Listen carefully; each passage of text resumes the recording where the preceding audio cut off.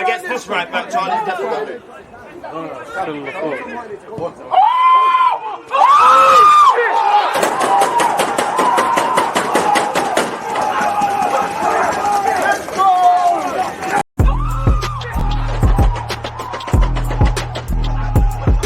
You always use that.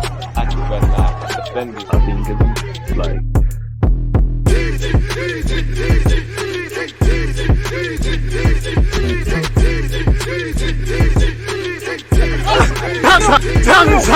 People deluded, I'm back again. Come on, Ian. Man. Come on. And with an introduction like that, what more can I say? People deluded, I'm back again. It's Newcastle versus Arsenal on Sunday. I had to get a special guest. Kendall, how you doing? Are you all right? Yeah, I'm really, really good. Thank you. Thank you for having me. No, it's a pleasure, man. You're the right person to ask. Before we get into it, obviously, I know who you are. I know what you do. But for someone seeing you for the first time, what sort of content do you do? What sort of platforms have you been on? And in short, what are you all about? Yeah, basically football content for me. That is all you will see, obviously, as you can tell by the background. Arsenal Newcastle preview, obviously Newcastle fan. But yeah, I do things like Gary Neville's The Overlap, if anyone's seen that, and just various things really for the Premier League and for the Carabao Cup and things like that. So yeah, you'll see me about somewhere. If you try to find me, you'll find me somewhere, I think.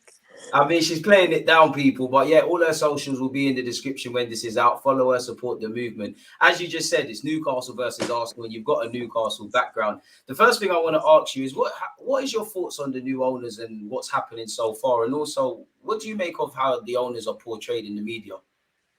I obviously get it. I completely get it. I've said from the very start, like, for me, I don't feel like we should shy away from, like, obviously pointing out certain things about countries that maybe haven't got the best regime, for use of a better word, but we need to also point it out in our own country as well, because we're not perfect here by a long stretch of the imagination. And I have always said that we need to look closer at home as well before we start spouting about other countries. I think it's unfair. But yeah, I think it's just one of those things, like, we're going to have it no matter how long we have these owners now. Any Middle Eastern investment always brings, for some reason, some sort of criticism, whether you want to call it, xenophobia or whatever, then I completely understand that part of it as well. But yeah, for me, I can accept that and I can acknowledge it as well, and I won't shy away from it. But I also know how good they're doing for my club at the moment as well, from just simply a footballing perspective, and what they've done for the area already and the community and things like that. So I can see both sides of the coin, but I know a lot of people can't, and I know a lot of people would say, well, you can't ignore what they're doing. I don't. And I know obviously some as well, which I completely agree with, will just say, well, that's not what I'm here for. I'm not a human rights expert. I'm not, a geopolitical expert, and I just want to focus on the football. So I do get both sides, but I can also see both sides as well. I mean, you summed it up perfectly. If I'm honest, there clearly is some sort of undertones, because you got to look at it. We love the game at base level, but every club is owned by billionaires. I don't think anyone's become a billionaire without doing something unethical. No. You summed it up perfectly when you just said, we need to look closer to home. I mean, we've got American owners, British owners. I mean, everybody's hands are dirty and pointing fingers elsewhere. So you're right. You kind of touched on it, and you mentioned they're doing things for the community. Now, we can see Newcastle doing great things, but what specifically, as a fan, have you seen your owners do, whether that's in the community, in a footballing sense? Because we've come a long way from being owned by Mike Ashley. Yeah, I mean, they're investing in the area already, like, even it's simply on a football perspective, like our training ground, which has been the same for like literally 20-25 years. We had like wheelie bin baths and paddling pools. That is genuinely not a joke. Yeah, like they just invested in that. They already buying like land around the ground to build certain things, and they're creating a lot more jobs at the club. There is a lot more advertised now, and they're like really pushing kind of local companies and getting players involved in the food banks and things like that. So yeah, obviously they're gonna, I know people say, well, that's the whole point of sports washing, and okay, if that's what you want to think, then absolutely fine, but I would never ever deny what they're doing, even if that is the case, if you know what I mean. So I completely understand it, and I know that a lot of people say, well, that's the whole point of sports washing. So fair enough, but yeah, they're doing a lot already, and I can only imagine looking at Man City's owners and what they've done for the area, especially around the Etihad and things like that, then I think it'll just only be a good thing, really. What have you made of Newcastle this season then? I know it's really annoying for everyone, especially when you're a football fan, because you're never like 100% happy and there's always things going on. But I just don't have a negative about this season. Like, even if I had to pick one, obviously it was the Carabao Cup final, but I wasn't even really. I was gutted that we lost, but it wasn't like a season defining moment for me that at all. The loss, because I was just so proud that we even got there. Like, that's the first final I've ever seen my club in. The last one was 1999. So, like, for me, and I was only 4. So for me, it was like, I've never seen that. The experience was amazing. Everyone was on board. Like, everyone was just happy and buzzing, and the city was buzzing. And yeah, I'm just so happy with how the season's gone. I would never, ever expected it to go this well, this quickly.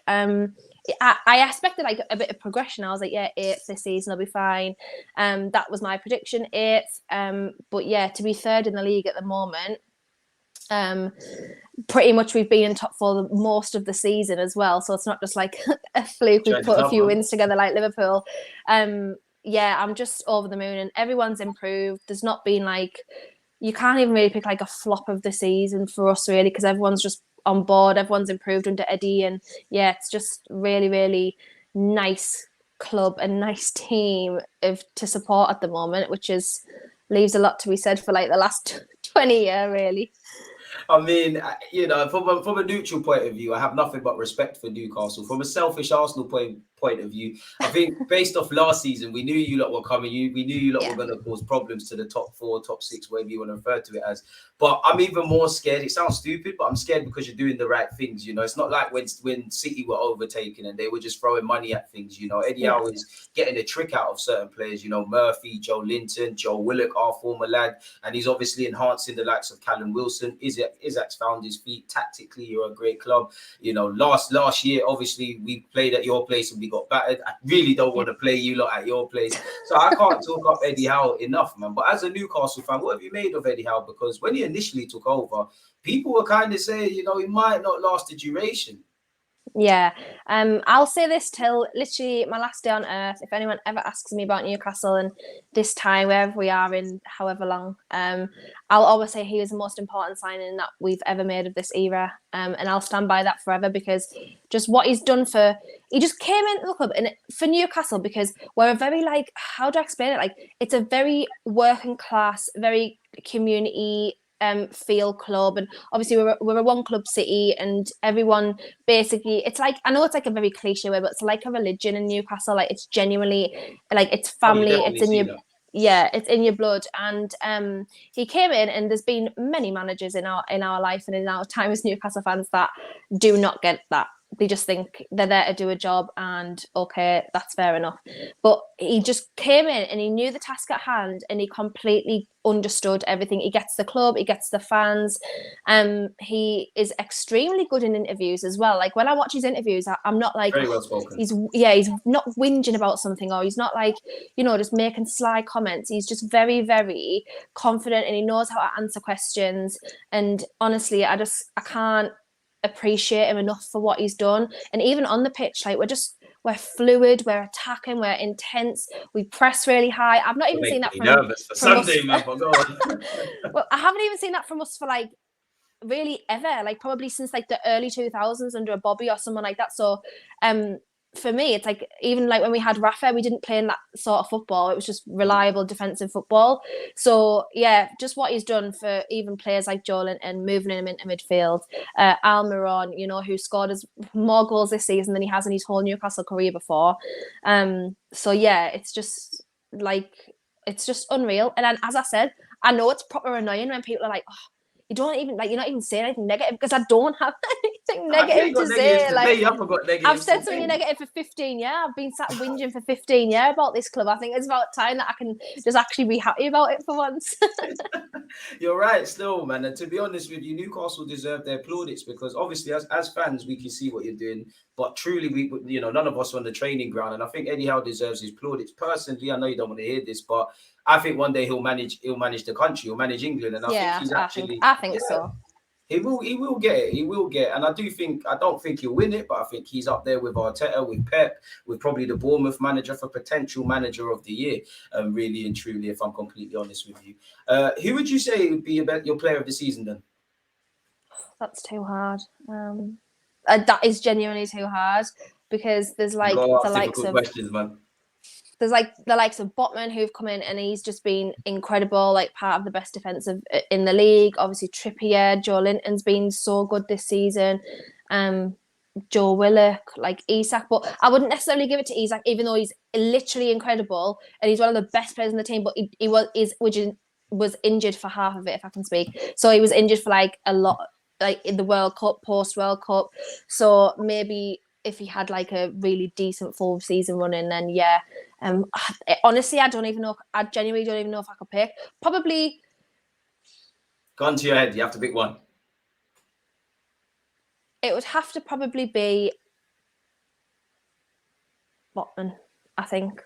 Why? I think it would be Trippier, but Botman's just literally he's maybe dropped one clanger this whole year. That's it. Given a penalty away at Brentford, that was literally the last Aston Villa game. I'm just writing that off a bit, but that's like literally the only mistake that I've seen him make this year. He's looked so solid.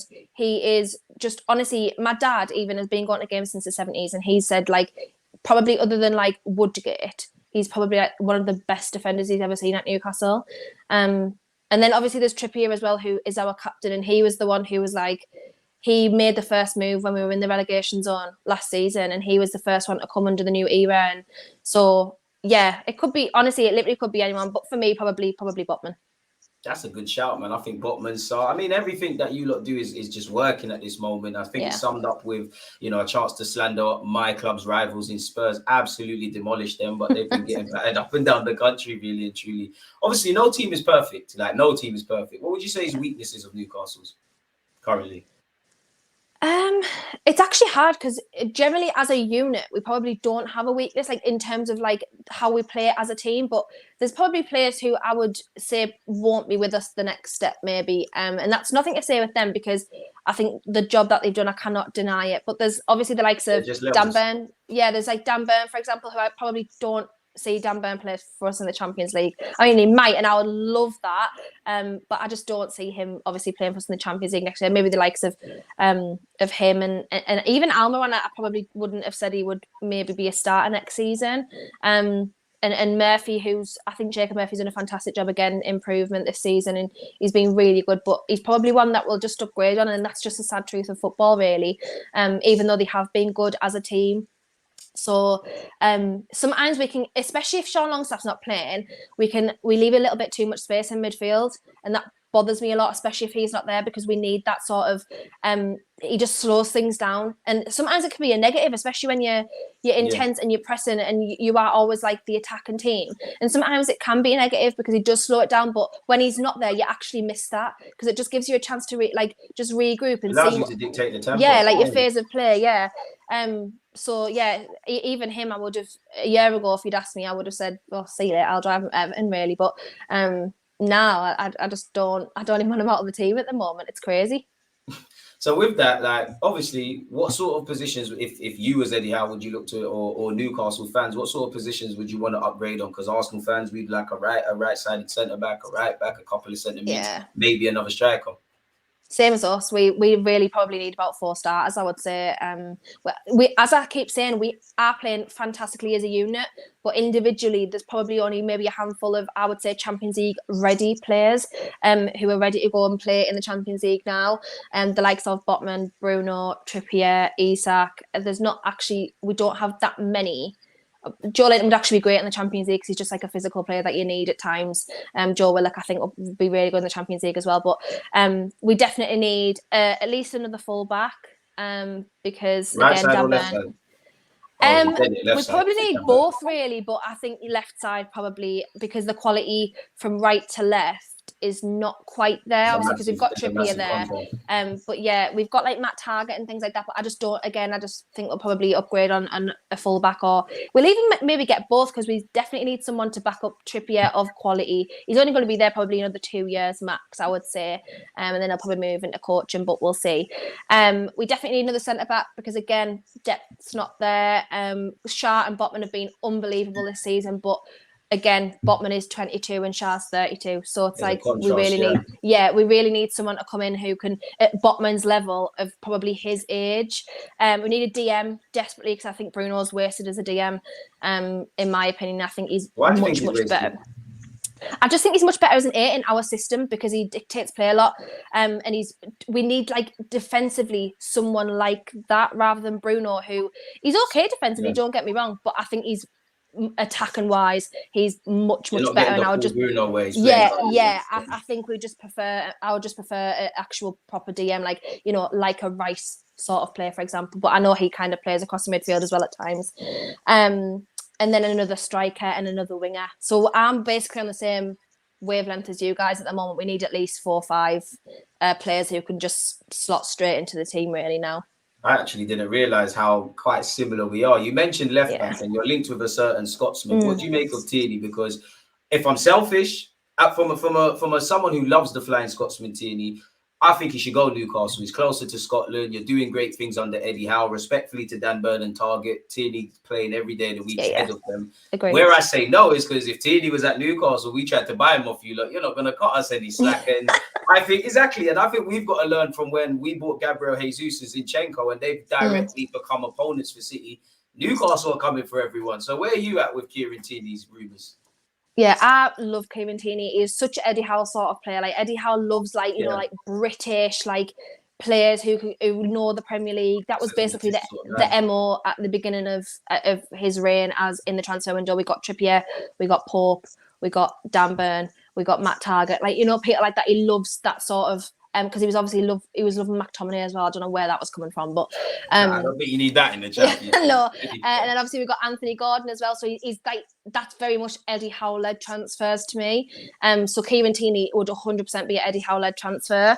Whereas the likes of like Isak and Botman and Bruno were probably like Dan Ashworth signings, who's our sporting director. So yeah, I love Kieran Tierney. I think he's an incredible fullback, and I would actually be very surprised if you did let him come to us at the moment, especially because of where we are in the league at the moment. I think if I remember he's like 6th or 7th, you would be like, okay, we'll get a decent chunk of money for him. He's not going to become like a direct rival anytime soon.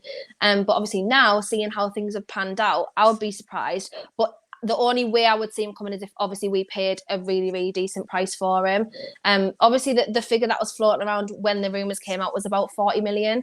And to me, when you look at the likes of Cucurella, who was 50, I think that's absolute. I think that's fine for Kieran Tierney. So yeah, I would have him all day, and he would 100% start for us as well.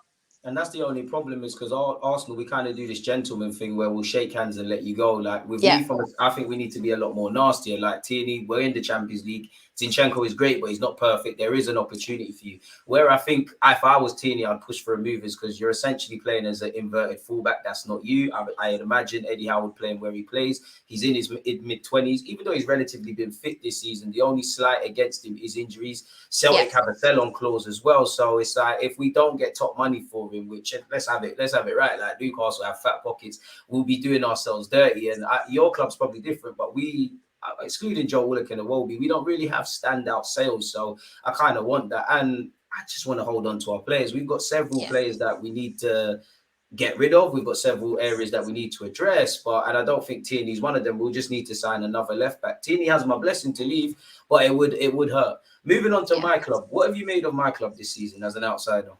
Yeah, you know what? I backed you guys from probably 3 weeks in. I was like, yeah, I want them to win the league. This is what I kept saying. I was like, I think they can. I kept saying every single test you'd faced, passed with flying colours. Every week it was, this is the week they're going to slip up. You never did. It was like week on week on week until obviously... until obviously the moment it did happen, and everyone was like, I told you so. But I was like, no, you literally said that 4 months ago and they were fine. So it's not that. You don't just get to like continue that list until it actually finally happens. That's not how I told you so works. So yeah, I just think I think it's such a great squad. I think you've played some of the best football in the league this season. There's no denying that whatsoever. There's obviously Saka, again, standout. Martinelli's been a standout. Saliba, who I actually am really gutted that he got injured, because I think, again, he's like Botman situation centre-back. He's so young and so good. I just think he's been great, but obviously the last few weeks has been a little bit, I can't imagine how stressful it would have been. I can't handle a Champions League shout at the minute. I'm having cardiac arrest every game. I'm like, oh no, can't go here. I'm stressed. I'm like retching in the car on the way to the game, so I'm not worried. If we were in a title race, I wouldn't go. I'd have to have like bloody medication, me or something, honestly. Crazy. So I can't imagine how you lot feel. It's just, City have just picked up form at the absolute worst time for Arsenal. Like, they are just so good. They're probably some of the best football I've ever seen City play, and they have played some phenomenal football for like 10 years. But honestly, the last, I would say, like 2 months, they've just been unstoppable, like genuinely so good. Obviously they've got the robot cyborg up front, and you can't. Who's going to compete? Who's competing with that man? Like, seriously, it's unfair, he's too good. He's just too good. It's just happened at the wrong time, and they've obviously got Real Madrid to come. I would be scared if I was Real Madrid myself. Man United as well in the final. Man United are not playing well. So yeah, they're probably going to be on for a treble this season, which is crazy, and it's a shame for yourselves. But I still don't think it's over. I know a lot of you guys are like, oh, it's done now, it's finished, it's complete. But I'm not, and I don't think it is over yet. I don't think it'll be over till it is over, if that makes sense. But I just feel you'll be there again next season. I don't see a drop off happening. I know other teams will strengthen, and that's everyone's argument. Like, oh well, you know, Newcastle might not get top 4 next season because you'll have extra games that no one else has had, and Liverpool will be better, and Chelsea will be better, and Spurs, maybe not Spurs, but you know, say that again or several times, really. So yeah, I still think you'll be at least challenging again next season. It's just an unfortunate chain of events. It's just same as Australia though, because I've said this for a few months now, and this is when everyone was asking me if we were going to get Champions League. That if we don't get Champions League now, there's 5 games left, right? We've been probably 90, maybe more of the season we've been in top 4. If we don't get Champions League now, I will be disappointed. It won't ruin my season, and I won't be like, oh, that we've failed. But I will be like, well, that was really a massive opportunity missed, because the chain of events that's happened this season will never happen again. Liverpool won't be as bad as they are. Chelsea won't be as bad as they are forever. Man City won't have a worse start than they probably did, or like midway through the season. There is going to be no, we didn't have any midweek games except the Carabao Cup, because we went out of the FA Cup in our first game. Obviously we didn't have European football, so we had no extra games that everyone else did around us. So same for Arsenal, the chain of events probably this year will never happen again.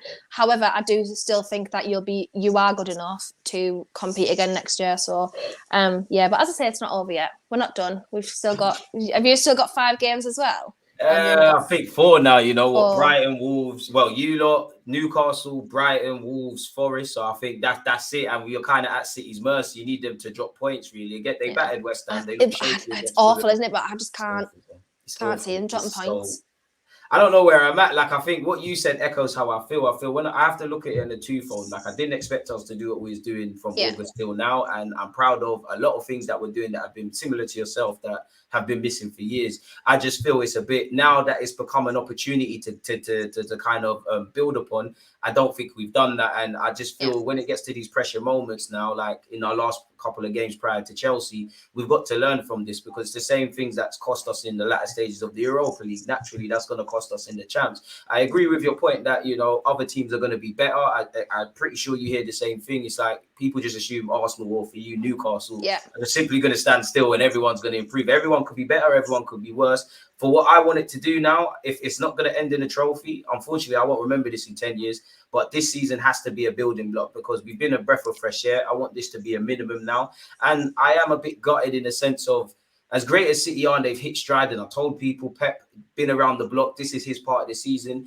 when you're looking at fine margins, we've shot ourselves in the foot. You know, actually, you look at the Emirates, we were all over you. We couldn't break down a low block. We bottled a lot of games from winning positions. And ultimately, when you remove, if you look at it where Arsenal used to be to now, fantastic. If you're just accepting Arsenal in the title race, it's those fine margins and them clean sheets. Yeah. Actually, that's something that I'm kind of wary of against you lot on Sunday, because I think you lot should start the same way you did against Spurs. A lot of direct balls into the box and things. And, you know, you lot are going to get top 4. I know you lot want 3 points just as much as us, but with the wider talking points in the Premier League, there's probably more scrutiny on us. And we've probably shown mentally at times we're a bit flaky. So that's where I'm kind of nervous. And to be honest, I want to win beyond the obvious, because Newcastle away gives sour feelings from last year. What are you expecting from Arsenal on Sunday?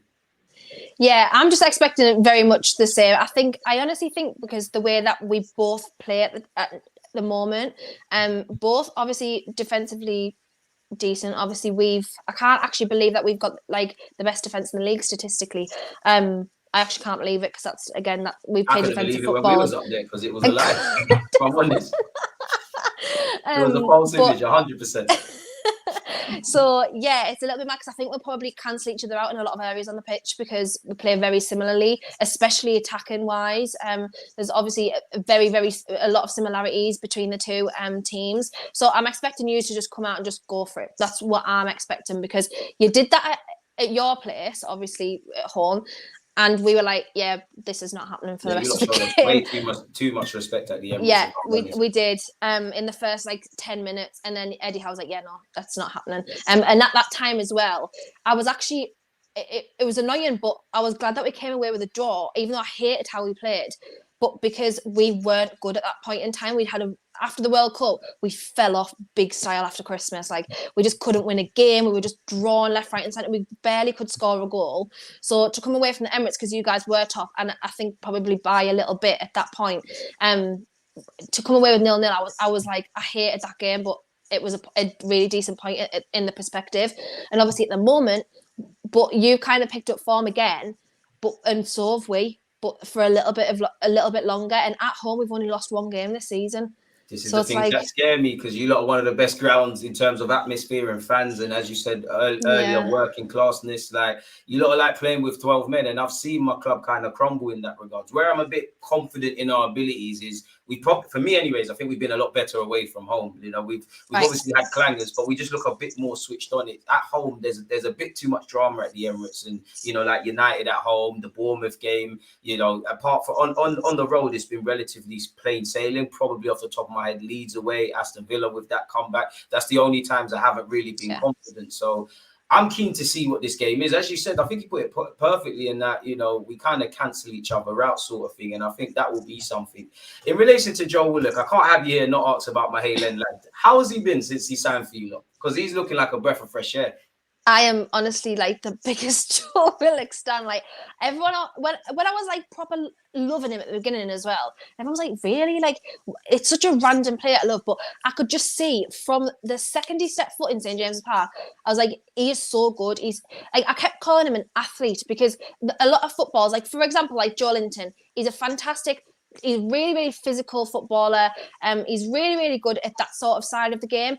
He's just not an athlete. I know all footballers are athletes, but in terms of how he plays, he's not an athlete. Joe Willock, he is quick. He's really, really good at ball carrying, which again, we've not had that for a long, long time. He's probably, in fact, he covers some of the most distance in the Premier League as a ball carrier. Very good at driving forward with it. He's really, really good. And he's just improved his game so much. Like, his vision is so much better now. He occupies space much better. He can play on the wing. Joe Willock is a winger, like how he can literally play there now, which is crazy. Him and Isak are linking up really, really well. Him and Callum Wilson are linking up really, really well. It's just like everything seems to be gelling together, and he's loving it, and he's enjoying it. And I remember him saying at the beginning, like when he signed permanently, he was so homesick, and his form fell off a cliff basically. Naturally, London lad, first time probably being away from mummy and whatnot. Of course, and I was so glad though that he was open and said, I'm really struggling with being homesick, but I'm committed to the club, but I am struggling. And he did say that several times, and I've been so proud, considering how young he is, like how open he has been in every interview he's ever done. He's embraced the club, he's embraced the area, and now he's just looking unbelievable. And honestly, he's one of my favourite players in the squad, if not my favourite. I appreciate the way he plays so much, and like his little new trims making him even he's even better now. So I'm a massive Joe Willock fan. When he first signed though, I was a bit like, because at the time, I can't believe I'm even saying this now. I said this to my dad last week when we played Southampton. I was like, I wanted Ainsley Maitland-Niles. That's what I wanted at the time. I completely forgot that guy's contracted to my club. Because we needed a right back at the time, and someone who was a little bit more versatile and could play in a few positions, and that's what we needed at the time. We didn't need a central midfielder. And I was like, when Joe Willock signed, I was just totally underwhelmed, because the only time I'd really seen him was when he scored against Liverpool in the Carabao. I think it was Liverpool in the Carabao Cup. Yeah. And that was the only game I remembered of him, and I was like, I don't know how this is going to go. And then, honestly, bless him, he was like an absolute bright spark in the Steve Bruce era. He was fantastic. He broke Alan Shearer's record for most consecutive goals in games. And he was just fab. And then obviously, as I say, his form just dipped completely, but we dipped as a club and everything was just negative. But I'm so glad he stuck it out, and I'm so glad he's reaping rewards now, because honestly, he might not have the best interviews, like when he does, thank you. Let's say he's happy. I'm happy he's a footballer. I don't know what else he'd be doing. He don't talk the best, give Harry Kane a run. I don't know what they're doing at Hill, and bless them. But he's just fantastic, and I appreciate him so much. And he's 100%. He's one of my favourite players in the squad by a mile. Like, I must admit, I am a bit shocked. Like, obviously, he's a professional footballer, and to gas up my club a bit, he's an Arsenal academy prospect, so he's going to have a bit of prestige. But I used to describe Joe Willock as all gear, no idea. He would do the things that you kind of praise, but then he would let himself down with the final pass or in the final third. And I even think when he went on loan to you, I was happy that he was scoring, because I did think at times he would go missing in games, but score. And I did want him to leave, not because I thought he was bad. I just felt we needed to get money in so we can. Arteta's kind of forced to address that midfield. I must admit, I am looking at him and thinking, maybe we pulled the trigger a bit too easily. And I think, as you kind of said with homesickness, I think the mental aspects and specifically confidence have to play a major part, because he's taking that engine. He's playing with a lot more prestige. That assist, I can't even remember who he set up, but against Spurs, that if Kevin De Bruyne did that, it's all over the news. It's got assist of the season. It's all of that. So I'm happy with what Joe Willock's doing. Are you how confident are you in the Champions League next season? Because we're both in a similar position. Like, for me personally, of course, I want to do a lot more than this, but I just want to get out the group. And you said it earlier, I'm kind of keen to see how we navigate Tuesday, Saturday, etc. Yeah, I'm nervous. I'm not going to lie. I mean, I haven't even really accepted myself that we're going to be in Champions League yet, because, again, I had a season ticket from 2006. So my first game was Alan Shearer's testimonial. We've not been in the Champions League since 03-04 season. So literally 20 years. So I very vaguely remember us being in the Champions League, but not at all. I have not experienced it as match going fan ever. So for me, I'll cry my eyes out if I hear the Champions League. You will see me. I'll be on the screen. I think we both will. I've wanted this for so long. But yeah, I am nervous, but I think we'll have to have a massive summer, and that's the only thing that's making me less nervous, because I know we will invest if we obviously need the squad. A lot of people have been saying to me, like, even Man United fans, like, I think you'll surprise a lot of people in the Champions League because of the way you play. And obviously, we've seen the likes of, because Atletico are my other team since just a little bit after Newcastle, since 2004, because of Fernando Torres. So basically, just quick story. My granddad used to take us all over when we used to go on holiday. My granddad was football obsessed, and he used to take us to a game wherever we were. So like, I've been to see like Alicante FC and like just random teams, and Mallorca and things. So we were there, and we were in Salou in Spain, and Barcelona reserves were playing not far from where we were staying. And my granddad obviously saw football and was like, "Oh, let's go and watch that." But it was like it was just like a training match, and they were playing Atletico reserves. And he got talking to the groundsman. The groundsman let us in. I don't know how, because my granddad doesn't speak a word of Spanish. And he let us in, and we watched the game. And Fernando Torres was playing, and he was 19. He'd just come back from an injury, and he was playing for like fitness. And I was like, I love that man. I was 9 years old. I was like, Granddad, I love that man. Like, who's he? Who does he play for? And so from there, I followed Athletic from that season afterwards. And then obviously he came to Liverpool like 3 years after that. So it was weird. It was just weird to see him in the Premier League. So that's why I follow Athletic as well. But Yeah, so obviously pragmatic football. I've seen a lot of pragmatic football under Simeone in the Champions League. But I just think now football's changing, and we can be pragmatic whilst also being in possession and playing attacking football. So yeah, I'm excited for the Champions League, more so for the experience. I don't know how we're gonna do, but the transfer window should be good. Same as for you guys, it should be good. It should be good. We need to if we get Champions League. Finger out and get us what we need, man. It's easier said than done. Whether it's Declan Rice, Caicedo, Zubamendi, you need to make it happen, big man. So Edu, if you somehow listen to my YouTube channel, please just address these areas. To kind of wrap this up, let's look at the questions we was asked. The first thing I wanted to ask you, if somebody asked, combined 11. What would be your Arsenal Newcastle combined 11? I've kind of cheated. I can't lie. I've done mine. I've kind of cheated. I did one yesterday. I did do one yesterday, but the stipulations that I had to have 6 Arsenal players and 5 Newcastle. And really, I probably wouldn't have done it because then I ended up with Ramsdale and goal, which I probably wouldn't have done. I probably would have put Pope there. So, but the rest of the team was kind of how I maybe would have had it. So I had Ramsdale, but I personally would just put Pope in there. Just he's not like the best playing out from the back keeper. I'm not going to lie, he's not good with his feet at all, but he's a great shot stopper. And then I would have Trippier, Saliba, Botman, Zinchenko. I just did 4-3-3, I think. And then I did have yesterday Xhaka, Joe Willock and Bruno, but I don't know if that would be my team. I just went for a bit more balance yesterday because I was like, if I'm not going to have Joe Linton in there, I need like a physical enforcer, and that was Xhaka. But I think Odegaard's unbelievable as well, so he could slot in there really for fun. And then I had Isak, Martinelli and Saka. That was my front three.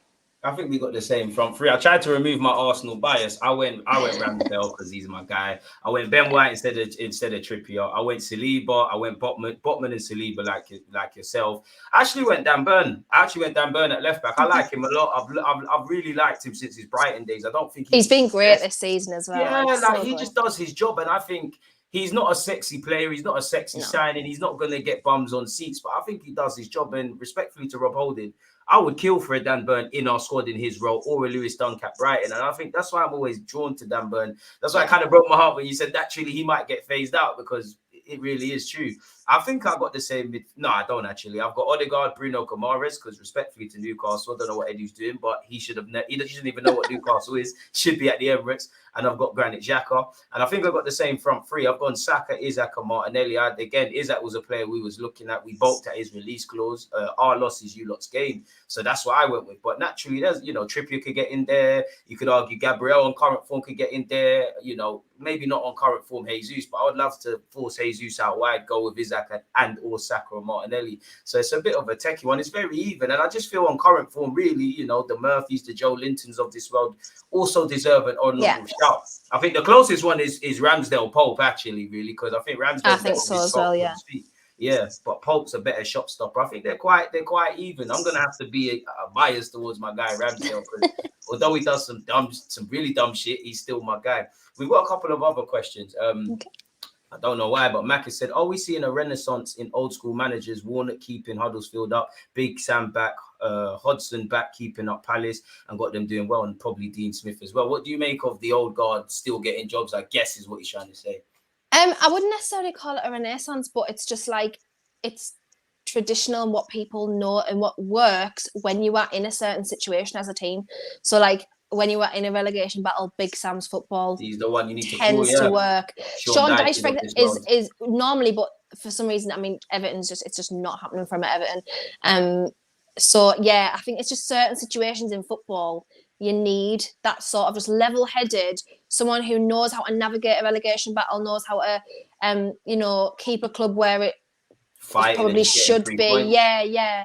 So I think, that's the reason why. And obviously Roy Hodgson, again, is to be fair, Roy Hodgson, he's actually changed it a little bit because he's actually been playing extremely good football. There's been an uptake since they got rid of my guy Patrick Vieira. I'm completely honest with you. He deserves which is really surprising because I was expecting Patrick Vieira to be an unbelievable coach.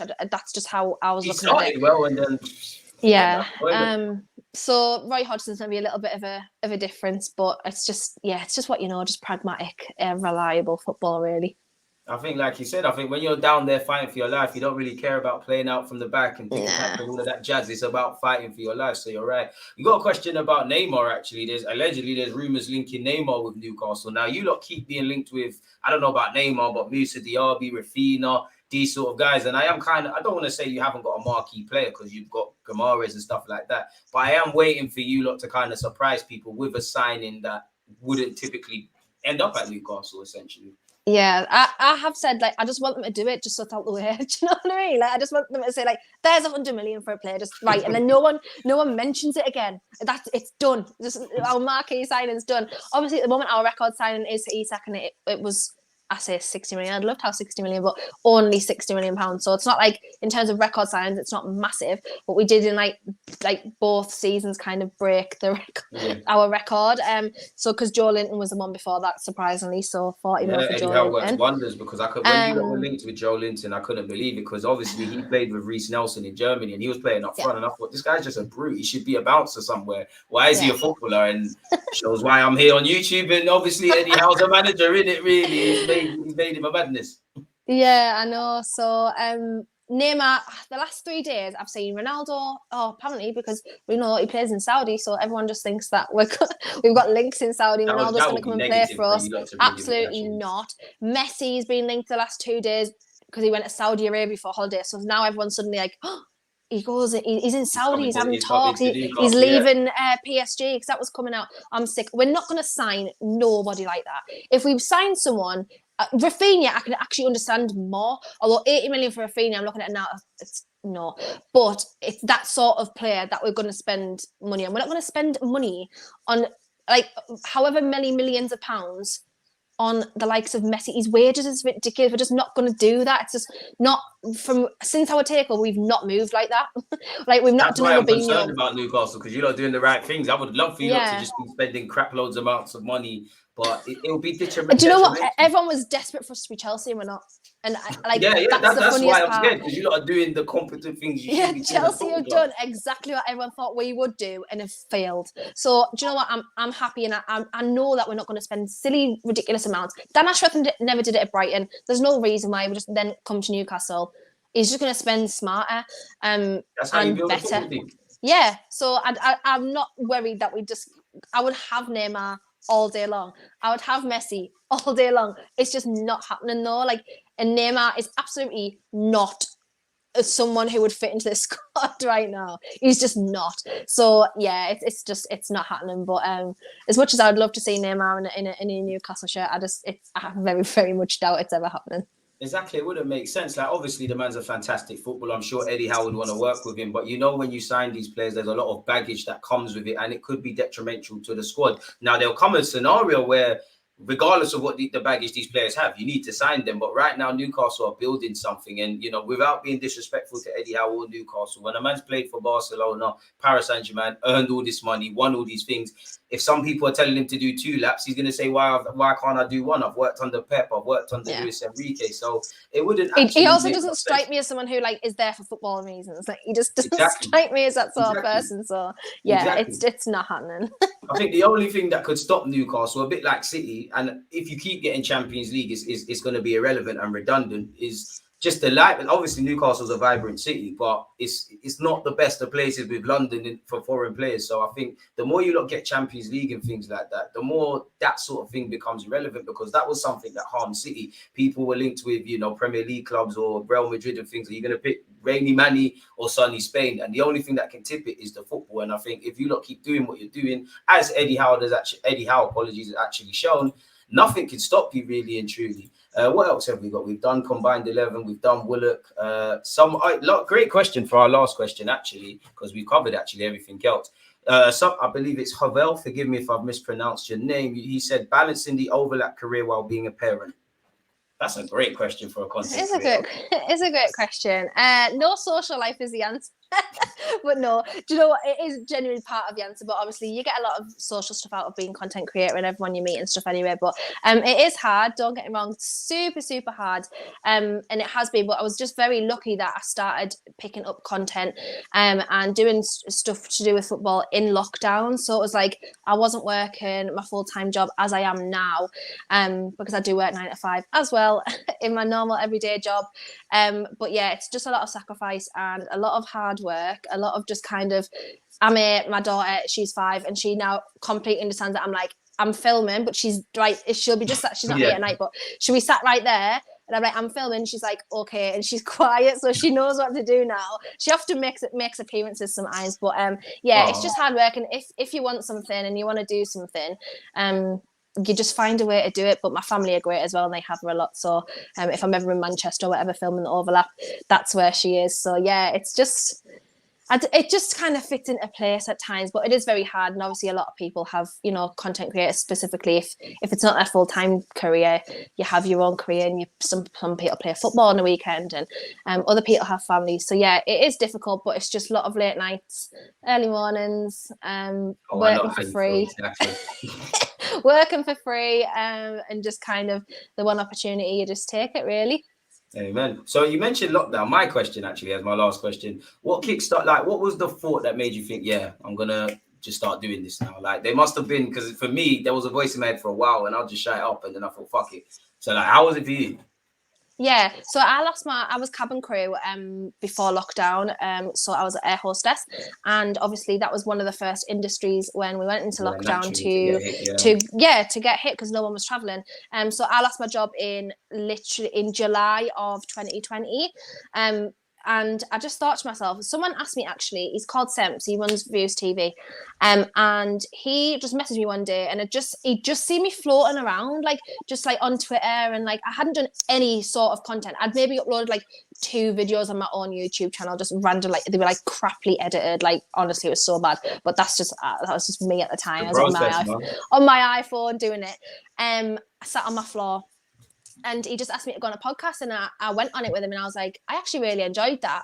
And then that same week, I got asked to go on it was someone had put a tweet out saying, I want 4 ladies for a Newcastle United women's podcast, and loads of people were tagging me in it, and I just went from there, really. And at that point, I had about 3,000 followers on Twitter, nothing major at all, and within a very short space of time, it just bankrolled, and I was asked to be on loads of different things, and within it, so it was just about a year's time, I got asked to go on the overlap for the first time, July 2021. So obviously I was on the football terrace as well, very much in the early days, which helped massively as well, and I'll always be grateful for that opportunity. So it was just one of them things that just happened, and then it was I would say a full-time job, but it was literally voluntary. It was not paid at all.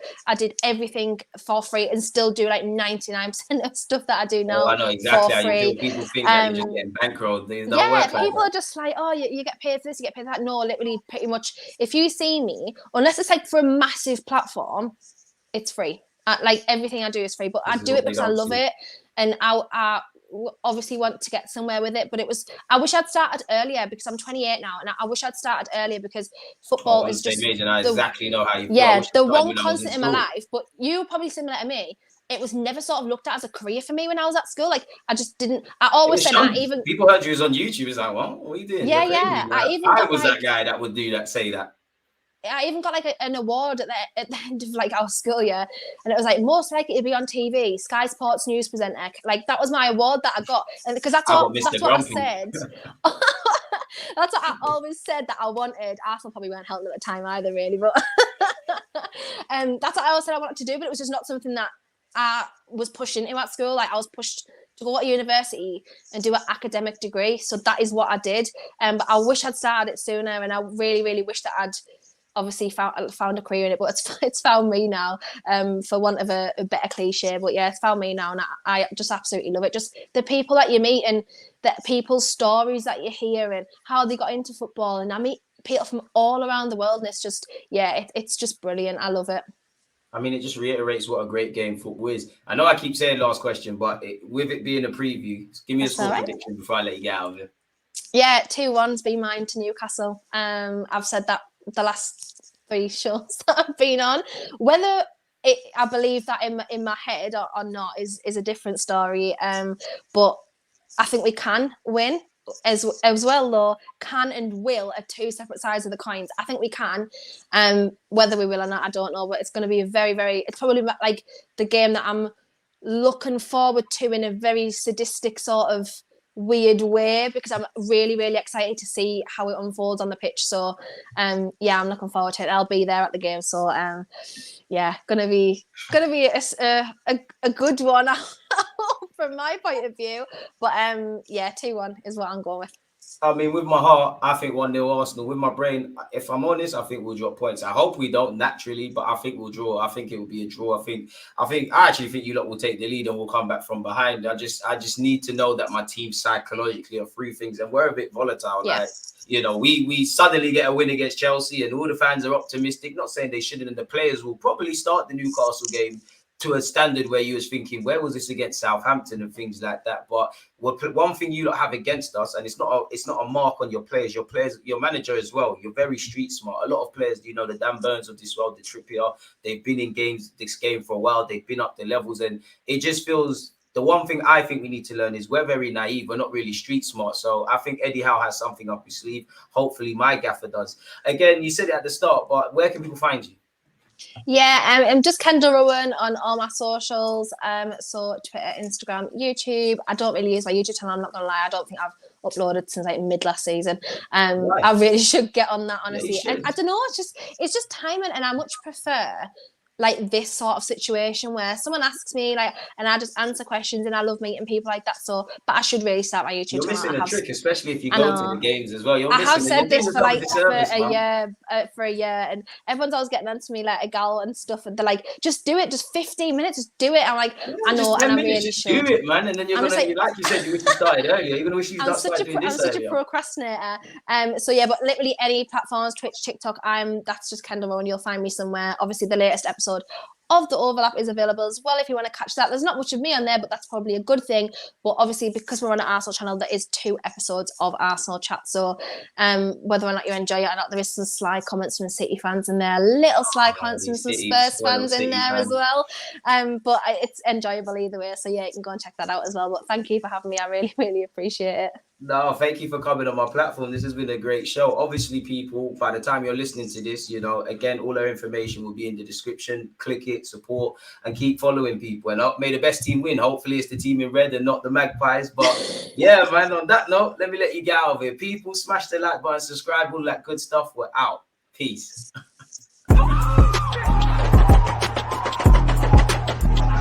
There's always just that. I think it's like